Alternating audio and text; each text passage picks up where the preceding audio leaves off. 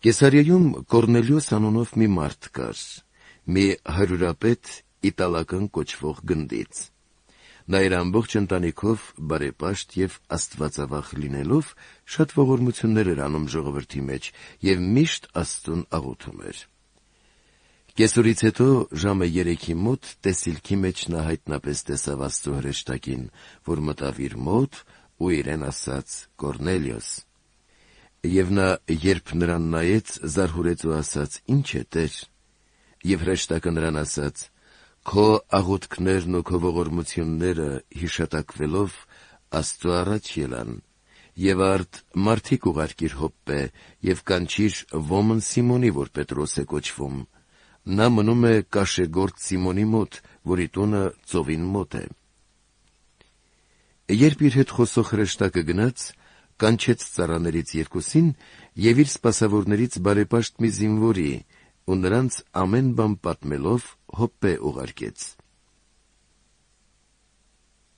Հաջորդ օրը, մինչ նրանք ճանապարհին էին եւ մոտեցել էին քաղաքին, Պետրոսը կեսօրին տանիք բարձրացավ աղոթելով։ Նա քաղցը զգաց եւ ուտել էր ուզում։ Եվ մինչ ճաշ էին պատրաստում, հափշտակության մեջ ընկավ եւ տեսնում էր երկինքը բացված եւ 4 ծայրերից կախված մի ինչ-որ անոթ, ինչպես մի մեծ սփռոց, որ իջավ նստեց երկրի վրա։ Նրա մեջ կային երկրի բոլոր չորքոտանիները, գազանները, սողունները եւ երկնքի թռչունները։ Եվ նրան հասավ մի ձայն.